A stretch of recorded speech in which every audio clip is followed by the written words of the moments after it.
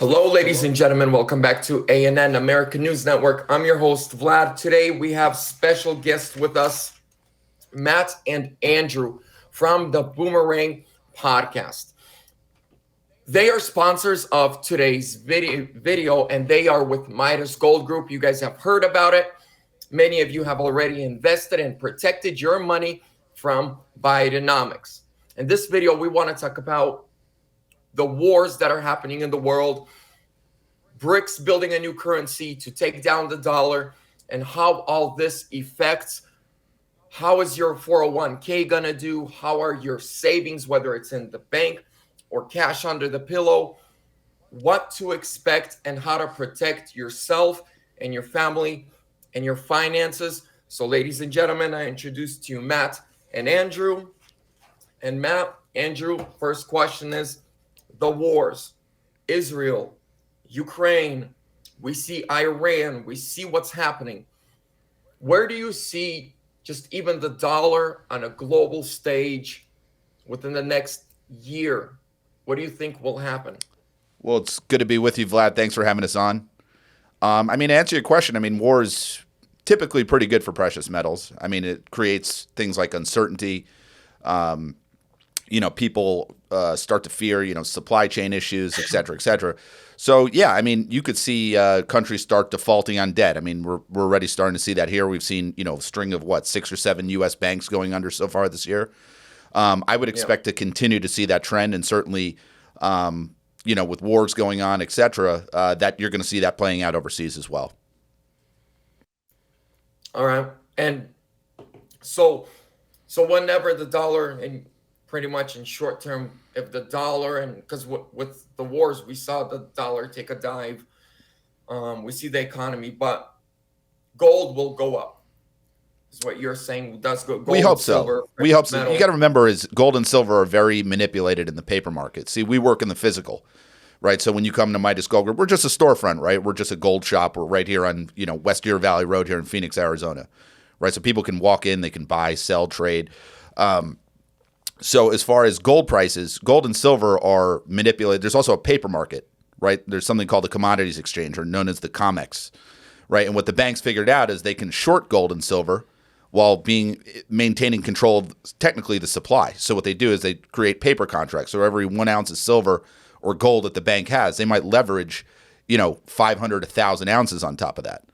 So specifically, J.P. Morgan, Bank of America, and Citi. These are the 3 major manipulators of gold and silver. And they have an incentive to keep gold and silver low, because if gold and silver really took off, what would that say about the U.S. dollar, right? People would start exiting the dollar and going into precious metals. And, of course, that's why the politicians, they let these banks get away with it. They let them get away with murder. And you're right, Vlad. When the Dixie, the dollar goes down, gold does go up in value, historically. So when the war started between Ukraine, Russia, and Russia took the ruble off the oil standard and they went back to the gold standard. Right. How did that affect gold? Not much at all. It's kind of an isolated scenario where the ruble, Putin decided to back the ruble by gold, but they're really just backing it internally within Russia. It really doesn't have too much impact in terms of the actual gold price. But what about so I looked into the currency that BRICS is talking about building. They are saying the new currency that they're going to build, they're going to back it with gold. Correct. Well, so now we have more than 50% of the world, because you have China, you have India, you have Russia, South Africa, now Iran, Egypt, Saudi Arabia. They're all going to use a currency that's going to be backed by gold. Do you think that will affect it? I do, absolutely. I think one thing that we see is these world banks, are buying up a lot of gold and silver. They're telling, just here in America, they're telling us, hey, the dollar's fine, the economy's fine. We're going to have a light recession maybe going into 2024, but keep your money in the markets, keep your money in the banks. They're liquid, they're fine. We know that's really not the case. I think what happens is, you're keeping the individuals, happy in the system that we are, letting them feel like they're safe. But, we always see where the big money's going, right? And you're seeing these sovereign nations and, world banks, again, buying tons of gold and silver, more than they've spot in the last 3, 4, 5 years combined. So I think it takes time for it to hit the market again. With the commodities exchange and how they can kind of suppress the spot price, the paper market. You're not going to see it until it's going to happen all at once, right? Happen very quickly. When you look at 2008 financial crisis, you're going to go back and look at a gold chart and see all of a sudden we're at double, tripled, quadrupled in just a matter of a couple quick months. And I think that probably the same thing will happen here. The BRICS nations, they're very interesting because, they've been around for, 23 years and they really haven't done much. They tried to create a bank to, compete with the IMF, I think called like the IDF. And in, I think the 20 or 23 years of existence, they've never, issued out a dollar, right? They never, sent a dollar out or loaned it out. These nations also tried to collaborate and have, fiber optics going underneath their seas and connectivity between these countries. And they've never even started that project. So historically, it's been pretty slow moving with BRICS. I think up until now recently, they've really started to grow and come about, in 19, let me grab my cheat sheet, but, in the 90s, BRICS were, just a couple percent of global GDP. Now they're over 30%. They're actually, greater than the G7. I think with the new countries that are wanting to come in, if they get accepted, that'll bring the global GDP for the BRICS nations up to 45%. And again, G7's, just barely under 30%. So I think they're growing. You look at like just the oil production, they have over 50% of global oil. If you have Russia and now you have Saudi Arabia, UAE, I mean, you essentially have all OPEC plus in this one currency that they're creating. And, now with where they're growing, you have, 46% of the global population. The G7's less than 10%. BRICS has 36% of the global landmass. So I think they're really fighting the dollar. And I think the big reason behind all this is, we've really, how would you even say? We've used the dollar for our advantage, right? We've weaponized the dollar for other countries, whether it be, allowing people in and out of SWIFT, sanctions.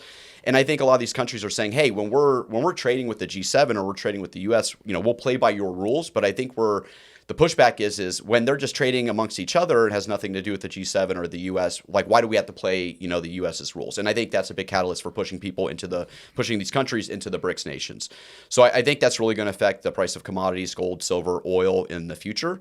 But they also do have their own internal problems, right? China and India, I mean, they hate each other, right? So, and they're landlocked, they fight wars to this day, little battles on the border. So, they have their own issues, but I think it's definitely something to watch. And I think it'll be very interesting to see, the gold, silver and, other commodities, their prices, how they fluctuate over the next few months. We think that it's not going to be the price that's prohibitive to buy gold. It's going to be your ability to get it. Right. Okay. Yeah. So I've been very interested in the whole BRICS situation because these aren't like top of the class, like America standard countries. But for instance, I have a lot of relatives in Ukraine. I have a lot of relatives in Russia, in Israel, in Germany. And for the last 10 years, my relatives who live in Russia have been, my parents were we left in 98. We came here. The ones that were not able to leave or, it was a longer process, by the maybe 2007, 2008, they just said, we don't want to go anymore.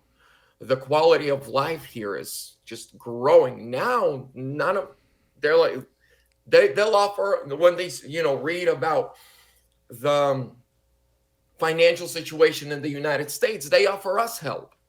You won't hear this on the news. Correct. But do a little research. You look at their roads, you look at their buildings, you look at their jobs just skyrocketing. And there you see that they're finally serious about that. Yes, and it's not maybe like a threat that I think will be here in a year or two, but it's not going to be in so far away as many people like to believe. Right. Then with when they had the meeting of BRICS, Saudi Arabia and Iran, for instance, they also hate each other. But yet, to join BRICS, you have to have a peace agreement. And I know that right now, China and India, Russia is in the middle of trying to help them figure it out. Right. And when they had their last meeting, I remember the president of South Africa said, hey guys, the United States produces nothing. I don't know if you guys saw that video, but the president of South Africa said they produce nothing.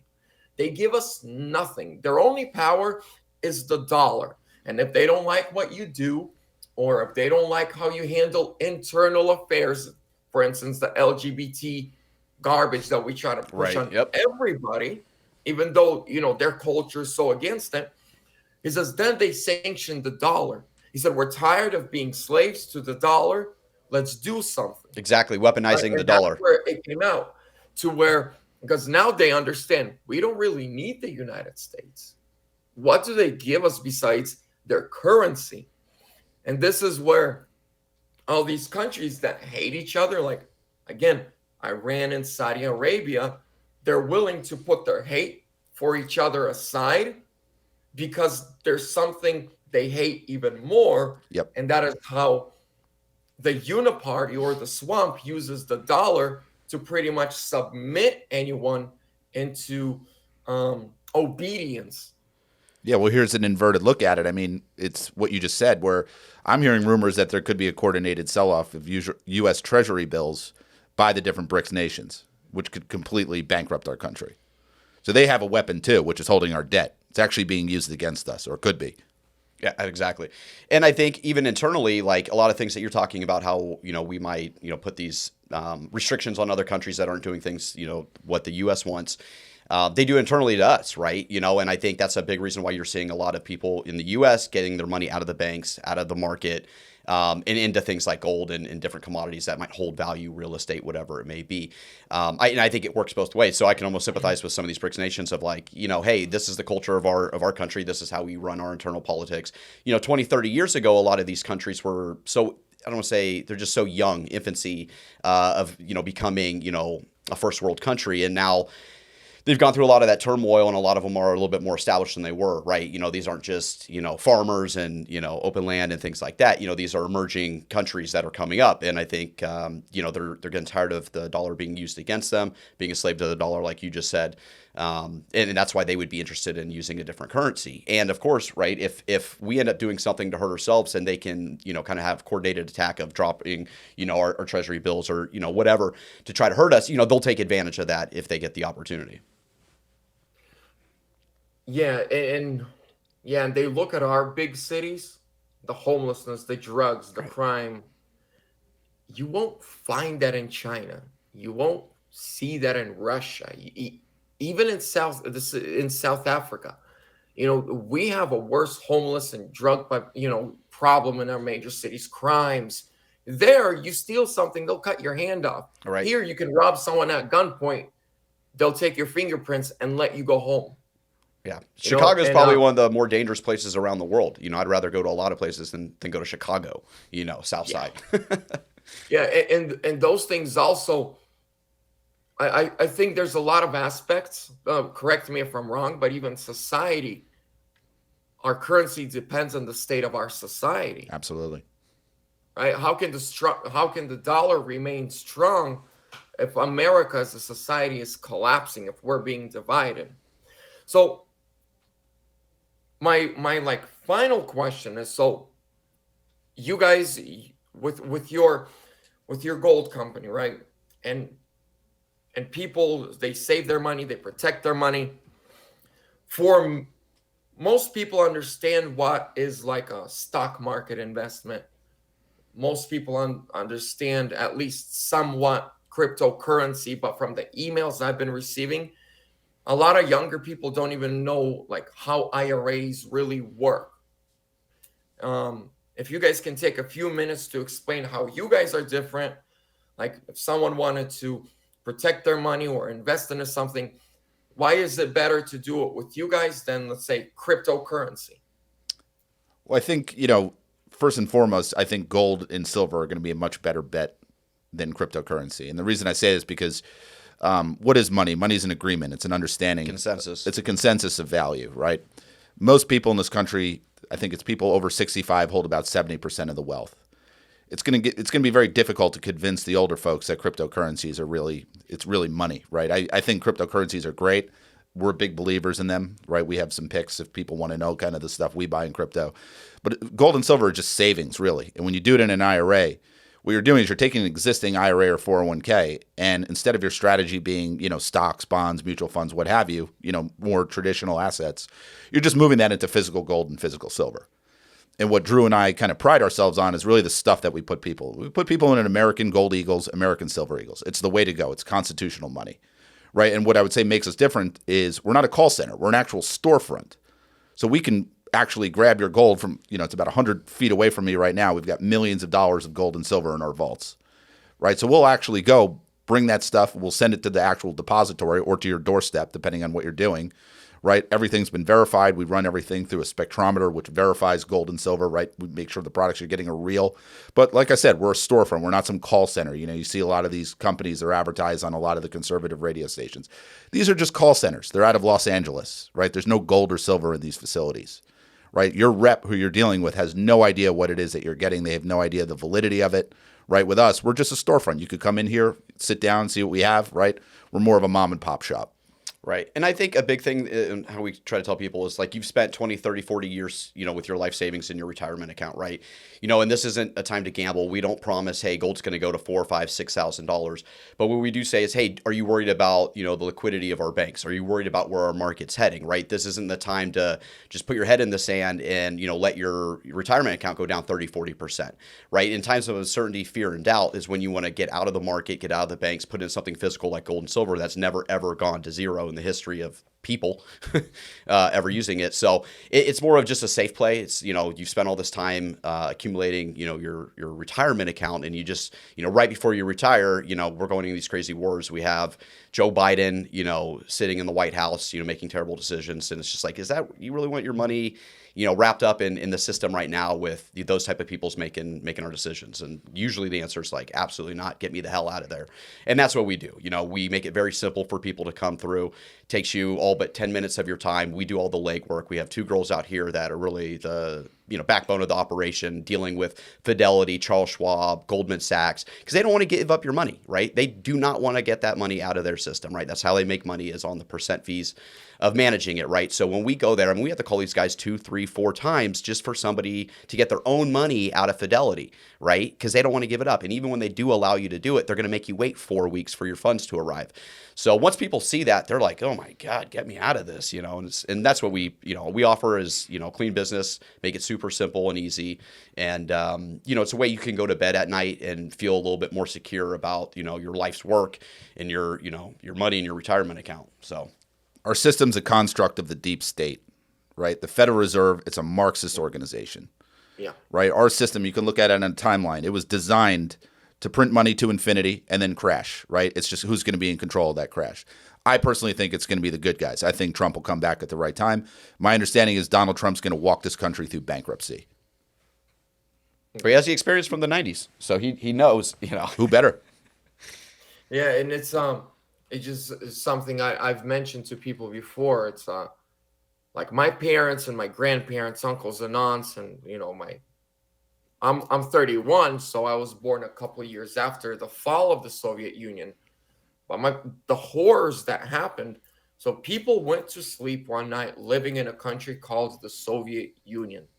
They had a bunch of money. The last 30 years of the Soviet Union were not bad, like people say. When Stalin died, the workforce exploded. People were, after you work for I think 20 years, you get a brand new apartment for free from the government.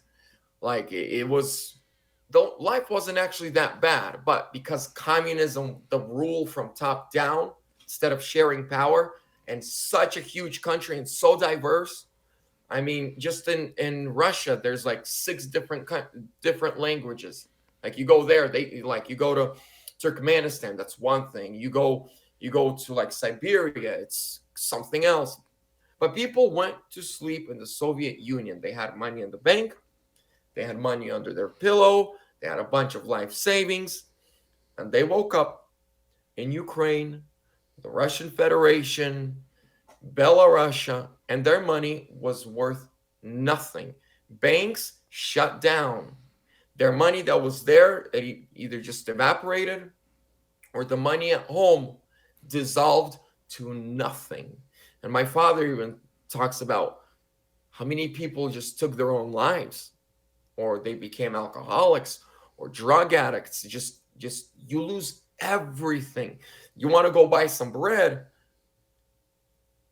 What do you it's nothing. It's just paper now. Yep. Right. And then you go to sleep with money in a country that's working. It's not the greatest, but at least it's a society. And you wake up, you're in a brand new country, and everything's collapsed. And so we are in the United States. God forbid that happens, but nothing's guaranteed. And I always say, when I was reading about, Midas Gold Group and IRAs, if they actually had their currency with physical gold, silver, at least those people would have been somewhat all right.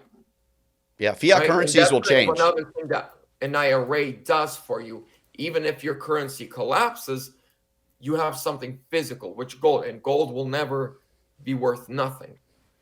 Correct. And fiat currencies, they'll come and go, right? Just like you were talking about, within USSR, people went to sleep, they had Weimar life Germany. savings. Yeah, all that. Now, had they diversified in some gold and silver, right, it really wouldn't matter what the currency is, because you could always convert it into another currency of your choice when depending on what country you go to. So that's why I always tell people, it's like, you don't have to go all in, but it's worth diversifying and getting out of the paper market, right?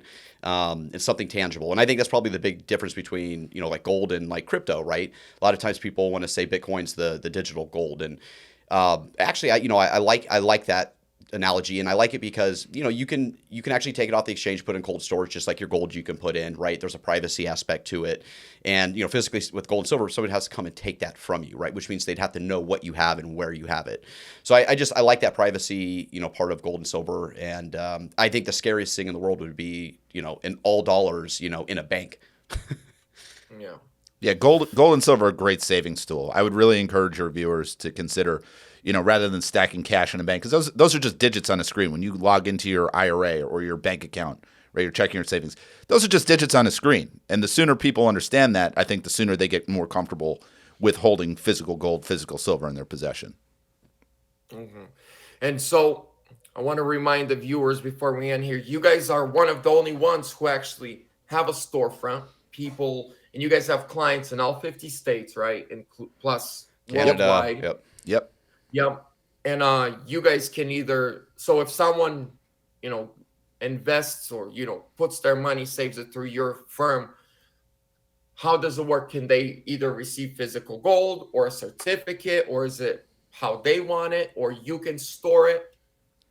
Yeah, so if you do a cash purchase, that would be gold that we would mail right to your doorstep, fully insured. We mail out probably millions of dollars of gold and silver every week. With an IRA, you're required by the IRS to have a depository, because if you took physical possession of your holdings in your IRA, that would look like a distribution, right? And that person would have to pay the taxes. What we use is IDS depository out of Dallas, Texas. That's the one that I prefer, because my feeling is when what hits the fan, my feeling is a place like Dallas, Texas is a good locality to have your holdings. Right, life will probably remain pretty stable in a place like Dallas. So, that's something also to consider, is what depository do you go to? A lot of companies use, Delaware. I'm not so comfortable with Delaware. I don't know about Delaware, right? It's Biden's hometown.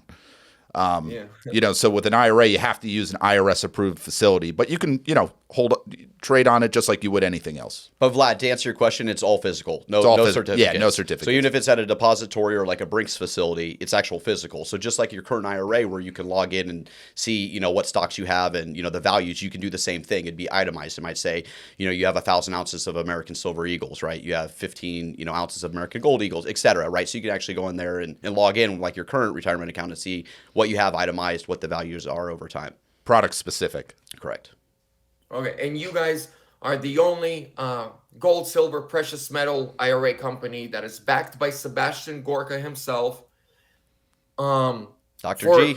G. Yeah. So for everyone watching, down below in the description, I'm going to leave links to their podcast, the Boomerang Podcast. You guys actually did a whole episode with Sebastian Gorka, right? Yep, we interviewed him. I saw the video. Go subscribe, show him some love. And guys, also links to contact them. Right now is the time to save yourself from Bidenomics. And I just want to remind everyone, when Trump was in office, how expensive gold got, how expensive silver got. Right now, it is a little bit cheaper than it was, right? If not a lot cheaper, if I'm not mistaken. Yeah, gold hit about 21 and change under Trump, and we're sitting at about the mid 18s right now. So if you go invest, put your money in, one, you're protecting it. Two, we all know Trump's going to win 2024 in a landslide. I guarantee that the economy will be restored. He did it twice. He'll do it again. And you'll actually make an investment. So for me personally, like when it comes to Bitcoin, I've been learning about it, but I don't know enough. But from my research, you know what, if let's say the whole internet thing, everything collapses, what happens with Bitcoin? Let's say you got a bunch of Bitcoin. You'd have to wait for them to turn the internet back on, and if you have it on cold storage, maybe it'll, I don't know.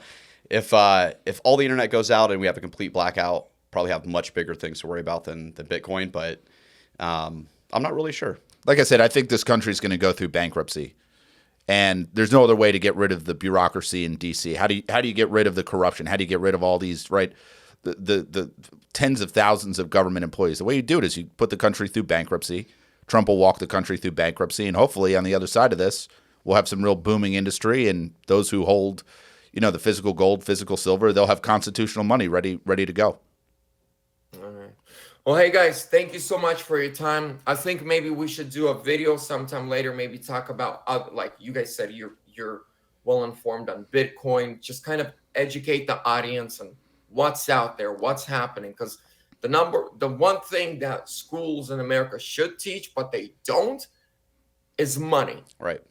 Is money. And so how to handle money, how to save money, how to invest. But I appreciate your guys' time. Everyone, go in the description. You can, the number and the website for Midas Gold Group, everything's down there. Reach out, mention Vlad from American News Network. They'll hook you up. They'll give you free silver.